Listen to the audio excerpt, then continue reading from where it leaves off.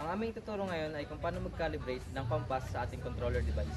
Ang unang gagawin natin ay pupunta tayo dito ngayon sa compass na naka-install sa ating controller device. Dito sa ating compass ay may makita tayo na 121 na magnetic field. Then pupunta tayo dito sa may exclamation mark. Dito natin makikita kung paano siya i-calibrate. Merong tatlong symbol na direction kung paano siya i-calibrate at meron din pattern na 8 shape. Sa pag-calibrate naman, susubukan natin tong 8 pattern shape. Sa 8 pattern shape, ang gagawin natin dito is nakahiga na 8 parang infinite football. So ganito siya pag i-calibrate. After natin magawa ang 8 pattern shape, makikita natin ngayon na meron na tayong magnetic field na 45 kumpara kanina na 121.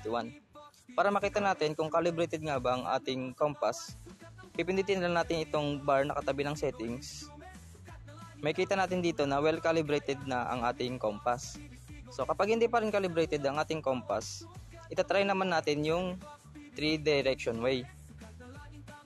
Kapag hindi pa rin calibrated ang ating compass, pwede nating subukan ang 3 direction symbol. So makikita natin dito sa baba is meron ditong tatlong way kung paano siya i-calibrate. So una is i-rotate natin ang cellphone natin na pag ganito.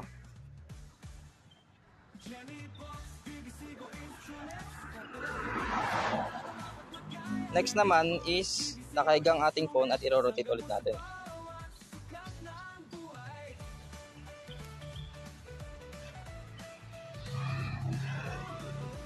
After natin magawa ang dalawang way ng pag-calibrate sa ating compass at ang accuracy ay mababa pa rin, pwede natin ulitin yung dalawang way at sundin natin ang tamang proseso ng pag-calibrate. Thanks for watching mga kajami!